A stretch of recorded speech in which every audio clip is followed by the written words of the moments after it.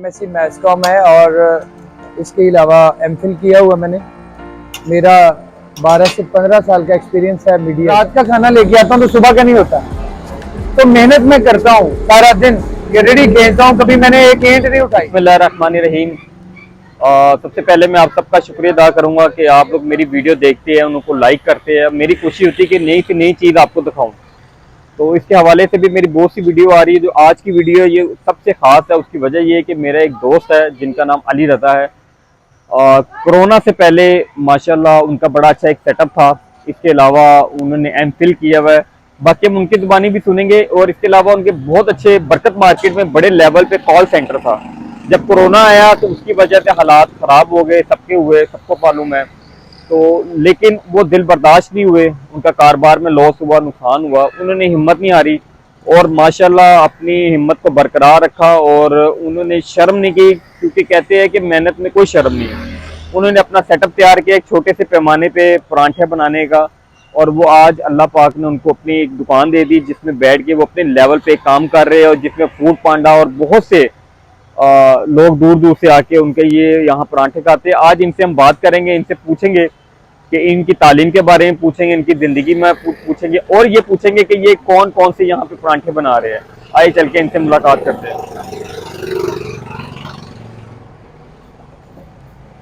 अंदर ही चलो। अस्सलाम वालेकुम। वालेकुम अस्सलाम। कैसे वजन ठीक है? अल्लाह का बड़ा एहसान। आज हम चाहते हैं कि आज आपसे हम कुछ बातें करें। जी जी, जरूर जरूर करें। कुछ आपकी ज़िंदगी के बारे में, क्योंकि वो वक्त भी था कि जब मैं आपके ऑफिस में बैठ के दूध पीता था। एक बड़े लेवल पे आपका वो सेटअप था और वहाँ मैं बैठता था, काफ़ी देर जूस पीता था, आपसे बातें करता था। और जितने आपके वर्कर काम करते थे कॉल सेंटर में, बरकत मार्केट में, तो एक बड़ा हमें अच्छा लगता था। लेकिन एक हादसा ऐसा आया कि सब उसके अंदर उसकी ग्रिप में आ गए। यानी कि जैसे कोरोना आया उसमें हम सब जो है ना बीच में फिंसे गए। तो उसके बाद बहुत से लोगों ने अपनी हिम्मत छोड़ दी। माशाल्लाह आपने अपनी हिम्मत नहीं छोड़ी। मैं आपको शुरू से उस टाइम से देख रहा हूँ। उस मुतल्लिक आपसे पूछेंगे। सबसे पहले हम ये पूछेंगे कि आपकी तालीम के बारे में पूछेंगे, बाकी बातें हम फिर बाद में करेंगे। शुक्रिया अहमद भाई। नाम बताया सबसे पहले। मेरा नाम अली रज़ा है और सैयद फैमिली से बिलोंग करता हूँ। मैं बहुत अरसा मैंने मीडिया में जॉब की। मेरी क्वालिफिकेशन एमएससी मैथ्स कॉम है और इसके अलावा एमफिल किया हुआ मैंने। मेरा 12 से 15 साल का एक्सपीरियंस है मीडिया का। मुख्तलिफ मैंने जो है जॉब्स उसमें फ़राइज़ अंजाम दिए, और प्रिंट मीडिया, इलेक्ट्रॉनिक मीडिया। फिर उसके अलावा यह कि थैंक यू। तो इसके अलावा यह कि जब मुझे मीडिया में मज़ा नहीं आया, क्योंकि हमारे यहाँ हर इदारे में अपनी पसंद के लोगों को आगे बढ़ाया जाता है और वर्किंग कैपेसिटी जो होती है वो उसको कम देखा जाता है। हमारे मुल्क के अंदर तमाम इदारों में ऐसा ही है। जब मैंने देखा कि यहाँ इतनी मेहनत के बावजूद स्पेस नहीं बन रहा, तो मैंने मीडिया छोड़ दिया। अल्हम्दुलिल्लाह मेरे अंदर बड़ी अच्छी क्वालिटीज़ अल्लाह ने, मेरे मालिक ने दी है मुझे। तो मीडिया को सारा बात कह दिया। और अहमद भाई उसमें ये है कि फिर मैंने सोचा कि कोई जॉब कर लेती है। मैंने कॉल सेंटर की जॉब शुरू की। कॉल सेंटर में मैं बतौर एजेंट गया, हमारे बड़े मोहतरम राना साहब उनके साथ, जमील भट्टी साहब उनके साथ, वहाँ पे वो स्टार्ट किया। इन शॉर्ट ये बता रहा हूँ कि वहाँ पे काम किया और विद इन 6 मंथ में वहाँ पे सुपरवाइजर बन गया, गोरों को डील करना। तो आफ्टर दैट जब ये मैंने देखा कि ये अच्छा एक प्रोजेक्ट है, मैंने अपना कॉल सेंटर सेटअप किया जहाँ आपने विजिट भी किया था। लेकिन कोरोना जब आया तो ये कॉल सेंटर का काम जो है ये बिल्कुल ख़त्म हो गया और इसको कोई भी जो है ना वो रिस्पॉन्स इसका नहीं आया। वो जो पैसा लगाया था मैंने, कुछ अपना कुछ पकड़ के, वो सारे पैसे जो हैं वो समझे कि वो डूब गए। अब कोरोना था, जो कुछ पास था, बहन भाई अजीज कारब दोस्त थे, उनको देना पड़ा। हमने कहा ये कौन सी ऐसी पहली बार ये वबा आई है, चलें हो जाएगा, ठीक हो जाएगा मामला, जल्दी इस पे काबू पा लिया जाएगा। लेकिन ये थोड़ा लंबा चलने लगा। अब हम राह एंड हो गए, ज़ाहिर बच्चे हैं, फैमिली है। तो अब इन हालात में कोई भी मदद नहीं करता, आपको पता है। तो फिर मैंने घर में अपनी मिसेज से कहा, मैंने कहा यूं तो भूखे मर जाएंगे, मैंने कहा आप चावल बनाओ। तो चावल माशाल्लाह अच्छे बनाती है, खाना अच्छा बनाती। तो चावल उसने बनाए, वेजिटेबल राइस थे, चिकन वेजिटेबल राइस, और उसके अलावा आपने यहाँ से काम स्टार्ट किया? बिरयानी। हाँ जी, मैंने, हमारे एक प्यारे भाई हैं, बच्चा है ये हमारे साथ आसिफ, इससे मैंने रेडी थी इसके पास, मैंने कहा मुझे रेडी चाहिए, मैंने रेडी ली और चावल के पतीले रखे, प्लेटें शेटें जो घर में था सामान वो उठाया और बाजार में निकल पड़ा। शर्माए आपकी नहीं, शर्म नहीं आई कि बिल्कुल मैं कोई इतना पढ़ा लिखा हूँ? कोई शर्म नहीं आई। और वैसे भी ना शर्म आती रिश्तेदारों से। तो कोरोना की वजह से मास्क जो थे वो लगे हुए थे हर तरफ। सही। तो मैंने वो जो है साग पकड़ना अंदर से, मैंने जो है वो मास्क अप्लाई किया हुआ था और हम निकल गए। तो बच्चा था मेरे साथ मेरा, तो हमने क्या किया कि हम पूरा बाजार ग्रीन टाउन का, टाउनशिप का, हम जो है वो रेडी पे लगाते, शाम में कुछ गुजारा हो जाता, किसी दिन नहीं भी होता। तो इस तरह से हमने जो ये मैनेज किया और 4 महीने तक मैं ये करता रहा। फिर हमारे बहुत ही करीबी दोस्त हैं, मैं, मेरे मोहसिन है, उनका नाम जरूर लूंगा, बाबुल इल्म फाउंडेशन है, उनसे मैंने रब्ता किया और उन्हें बताया। मैंने कहा यूं चल रहा है मेरा सर्कल, बड़ी मुश्किल से चल रहा है, मेरा गुजारा नहीं हो रहा, मैं रात का खाना लेके आता हूँ तो सुबह का नहीं होता, तो मेहनत मैं करता हूँ सारा दिन, ये रेडी खींचता हूँ, कभी मैंने एक ईंट नहीं उठाई। उन्होंने कहा चलें अच्छा, उन्होंने मुझे हेल्प किया, उन्होंने कहा यार आपको जो चाहिए हमें बताएं। तो फिर उन्होंने मुझे सपोर्ट करके थोड़ा सा सामान वगैरह ले दिया, उन्होंने कहा जी आप करें स्टार्ट, इसके बाद जो है वो हम नहीं करेंगे, आप इंडिपेंडेंट। मैंने यहाँ पीछे एक जगह पे रेस्टोरेंट था, उसमें साथ उनके खड़ा हो गया, सामान अपना लिया, स्टार्ट किया। वो अल्लाह ने ऐसी कर्मबाजी की, थोड़े थोड़े पैसे जोड़ के फिर मैंने और फिर ये काउंटर लिए, फ्रीजर लिए, फिर आहिस्ता आहिस्ता आहिस्ता आहिस्ता बढ़ाते गए। इन 3-3.5 सालों में थोड़ा सा बढ़ता गया सिस्टम। तो अल्हम्दुलिल्लाह आज ये है कि मैं पराठे लगा रहा हूँ। मैंने एक पराठे से स्टार्ट किया था, पराठा और साग, और अल्हम्दुलिल्लाह आज मैं 36 किस्म के पराठे लगाता हूँ। ये अगर आपके ये देख सके पीछे कैमरामैन, ये मेन्यू लगा हुआ है पीछे आपके राइट साइड, लेफ्ट साइड पे ना, इतने सारे पराठे हैं। फिर फूड पांडा पे अप्लाई किया, फूड पांडा जो है उस पे भी अल्हम्दुलिल्लाह मुझे रिस्पांस अच्छा मिलता है। अभी आपके सामने राइडर आए, तो ये मेरे मालिक का करम है। अच्छा, मैं चंद पराठे के नाम बताए आप जो ज्यादा लोग मशहूर से खाते हैं, जिनको ज्यादा लोग खाने दूर दूर से आपके पास आते हैं। अच्छा, इसमें अहमद भाई आलू का पराठा बड़ा मशहूर है। फिर अच्छा, डिफरेंट लोगों की डिफरेंट चॉइसेस होती हैं। आलू का पराठा खाते हैं, साग वाला सर्दियों में खाते हैं, अंडे वाला पराठा बड़ा है, अंडा ऊपर लगाते हैं ना, पिज्जे की तरह बन जाता है। फिर चिकन पराठा है, कीमे वाला पराठा है, फिर चिकन ऑमलेट पराठा है, अंदर चिकन होता है ऊपर ऑमलेट होता है, गोभी वाला पराठा है, मूली वाला पराठा आजकल शुरू हो गया है, और इसमें जो है वो इसमें चीज वाला पराठा होता है, चिकन चीज ऑमलेट, ये बड़ा बेहतरीन पराठा है। और ये नहीं मुझे आइडिया आते कि और मैंने पराठे ऐड करता गया हूँ। अभी भी अगर मेरे पास सोर्सेज हूँ तो मैं 50-60 पराठे लगा सकता हूँ। अभी सर्दियां आएगी तो मैं फिश बोनलेस करके फिश का पराठा भी लगाता हूँ। क्या बात। और यही नहीं, अभी मैं आपको सिर्फ ये बताना चाह रहा हूँ कि मैं उसको लगा दूंगा, ये फ्रूट पराठा, जितने भी फ्रूट हैं इनको अंदर डाल सकता हूँ। मैंने अभी गर्मियों में मैंगो पराठे लगाए, आम लिए, आम को मैश किया, उसमें मसाले डाले, एक नई टेक्निक। हाँ आम। फिर मैंने इसके ड्राई फ्रूट के पराठे लगा रहा हूँ अभी इंशाल्लाह। तो मैं कोशिश कर रहा हूँ। मैंने अपनी स्टडी को अपने सर पे नहीं बिठाया, मैंने अपनी फैमिली, अपनी ज़रूरतों को देखा कि मेरे घर है, मुझे घर चलाना है, तो यहाँ अल्हम्दुलिल्लाह मैं बैठ के काम कर रहा हूँ। हालांकि बिजनेस में बहुत सारी मुश्किलात होती हैं, लेकिन मैं फेस कर रहा हूँ और अपने बीवी बच्चों को पालने की कोशिश कर रहा हूँ। बाकी राज़िक और पालने वाला तो अल्लाह है।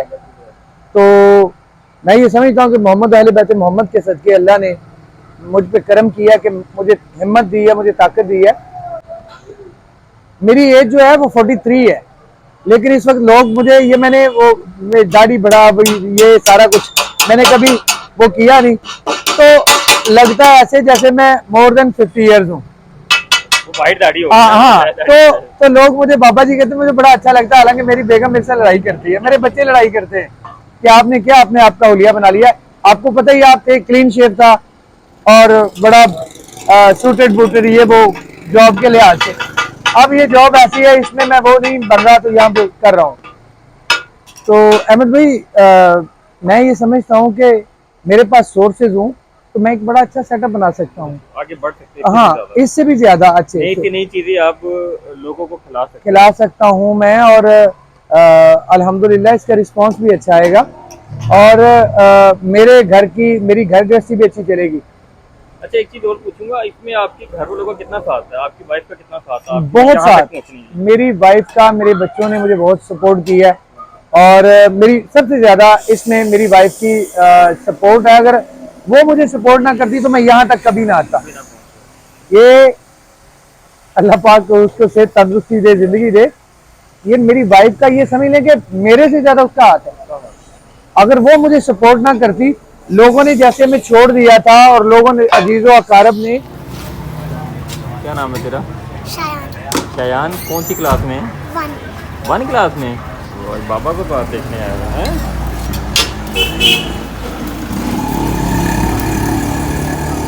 जी रजा भाई, ये मैं पूछूंगा कि आपने इतनी पढ़ाई करके, इतनी तालीम हासिल करके, तो आप मीडिया की साइड पे चले गए, आप किसी ऑफिस में, बैंक या किसी और शोबे में आप गए नहीं, ये शौक था या वैसे ही बस आप उस लाइन में चले गए ऑटोमेटिक? गुजारिश हुआ कि मैं ये समझता हूँ कि अल्लाह ताला ने इंसानों की जिंदगी के लिए कुछ हालात क्रिएट किए होते हैं और इंसान उसी के मुताबिक अपनी जिंदगी जो है उस राह पे ले जाता है। बाकी सब जगहों पे बैरियर होते हैं। मैं छोटा था तो मेरे वालिद साहब की डेथ हो गई, मैं 4th क्लास में था। मेरी वालदा जो थी वो हाउसवाइफ थी। मेरी बड़ी सिस्टर्स जो उनमें से 2 फौत भी हो गई, अल्लाह रहमत में जगह दे उन्हें। तो मेरी सिस्टर्स जो थी वो गवर्नमेंट टीचर थी, क्योंकि वालिद साहब गवर्नमेंट टीचर्स थे और हेड मास्टर थे, तो उसकी वजह से वो भी थी। तो हमारा वो चला। मैंने जब FA किया तो FA के बाद मेरी सिस्टर्स की शादी हो चुकी थी, फिर भी वो थोड़ा सपोर्ट करती थी। मुझे ना बड़ा अजीब सा लगा, मैंने कहा यार, मेरी सिस्टर्स मुझे सपोर्ट करती हैं, मुझे ऐसा लगा कि ये नहीं होना चाहिए, मैं नहीं पढ़ूंगा। हालांकि वो कहती रही कि चलो तुम पढ़ रहे हो, अच्छा पढ़ रहे हो, पढ़ जाओ। तो मैंने कहा नहीं, मैं ना बाहर निकल आया। मैंने बाहर निकला हूँ, मैंने बहुत सारी जगहों पे काम किया। मैंने टेक्सटाइल इंडस्ट्री में काम किया, फिर मैंने प्रिंटिंग इंडस्ट्री में काम किया। नहीं, मैंने छोड़ दी, पढ़ाई स्टॉप कर दी। अच्छा, फिर मुझे ना 5-4 साल बाद ख्याल आया कि यार ये कोई लाइफ तो नहीं है, क्योंकि मेरे सर पे जिम्मेदारी थी, एक सिस्टर की शादी करनी थी। तो मैंने वो 5-4 साल जो है वो मेहनत की, हमने वो सिस्टर की शादी कर दी अल्हम्दुलिल्लाह। वो मैं उस वर्ष से सुखदोष हुआ। तो एक दिन ऐसे ही बैठा था फैक्ट्री में, तो मैंने एक दोस्त से बात की, तो उन्होंने कहा यार मैंने BA का दाखिला भेज दिया है। तो मैंने कहा अच्छा कब है दाखिले? उसने कहा जी अभी। मैंने कहा कोई मसला नहीं, मैं इंटेलिजेंट था शुरू से, मेरे मालिक के करम से। मैंने वहाँ फैक्ट्री में बैठे बैठे मैंने वहाँ से फार्म शाम कलेक्ट की और ये दाखिला भेज दिया। अच्छा, जैसे ही डेट शीट आती है तो डेट शीट में अभी पेपर्स में 8-10 दिन होंगे या 5 दिन होंगे। तो मैंने फैक्ट्री में छुट्टी दी, मैंने कहा जी मुझे 1 माह की छुट्टी चाहिए, ये मेरी डेट शीट है, मैंने पेपर देने हैं। मैंने वहाँ से फैक्ट्री ड्राइवर में मैंने वहाँ से छुट्टी ली, आया, रास्ते से किताबें खरीदी, 5 दिन में 10 दिन में तैयारी की, BA का इम्तिहान दे दिया। उस वक्त BA कंबाइन था, एक साथ था। तो BA का इम्तिहान दिया, BA माशाल्लाह पास हो गया। फिर आगे फिर मेरी शादी हो गई। अच्छा, फिर मैं सोचता रहा, मैंने कहा मैं यार क्या किया जाए, काम शाम। मेरा ना शौक था कि मैं मीडिया में आऊँ, बड़ा शौक था, मुझे अच्छा लगता था। मुझे लगता था कि मैं एक अच्छा एंकर पर्सन बन सकता हूँ। मैं बहुत सारे लोगों से इंस्पायर भी था। तो मैंने कहा यार मुझे ये बनना चाहिए। मैंने मीडिया ज्वाइन किया, मैं न्यूज़पेपर में काम करता रहा। आप वकालत की साइड पे भी जा सकते थे? जी जी डेफिनेटली। मैंने असल में वकालत के लिए मैंने मोहम्मदन लॉ कॉलेज में एडमिशन लिया हुआ था और मैंने 2 साल वहां पे किया, लेकिन 2 साल स्टडी की है, लेकिन बर्डन इतना था फैमिली का, मैं नहीं कर सका। मीडिया भी करना, फिर वकालत के लिए भी वो वक्त नहीं निकलता था। तो मैं रिपोर्टिंग करता रहा और वो शौक था, शौक। अच्छा, इसी शौक की वजह से मैंने मैस कॉम किया। अच्छा, इसी शौक की वजह से कि मैं करूं ताकि मुझे एक अच्छा एंकर पर्सन बन जाऊं और मेरी जो है ना वो मेरी ख्वाहिश भी पूरी और चलें, इनकम भी अल्हम्दुलिल्लाह अच्छी होती है। तो ये बुनियादी वजह, फिर मैंने ये किया, मैंने बैंकिंग की तरफ नहीं गया। मैं चाहता तो बैंकिंग की स्टडी कर सकता था, मैं चाहता तो कोई और स्टडी कर सकता, लेकिन मैंने स्टडी की, मैंने मीडिया स्टडी किया, मीडिया स्टडी करता रहा, साथ में जॉब में था, AIUU से किया और प्राइवेटली मैंने अल्हम्दुलिल्लाह बहुत अच्छे मार्क्स से अपनी मैथ्स कॉम क्लियर की। और उसके बाद क्या हुआ कि फिर मैंने MPhil जो है इसी तरह प्राइवेटली वो किया AIUU से। तो मकसद बात करने की ये है कि ये बाकायदा ग्रेजुएशन के बाद प्लानिंग के साथ इस तरफ आया था। लेकिन जब देखा कि यहाँ रिस्पॉन्स नहीं है, वो रिस्पॉन्स नहीं है, वो बात नहीं है, यहाँ पे सिर्फ सिफारिश है। और ये पाकिस्तान के हर डिपार्टमेंट में है, ये देखिए हर जगह पे ऐसा है। साथ मैंने प्रोग्राम किए हैं, 1-2 एंकर भी, चैनल 5 में कुछ अर्सा नईम साकिब साहब के साथ काम किया मैंने, कंज्यूमर क्राइम प्रोग्राम था उसमें। फिर HTV में काम किया मैंने, उसमें भी कंज्यूमर क्राइम प्रोग्राम था।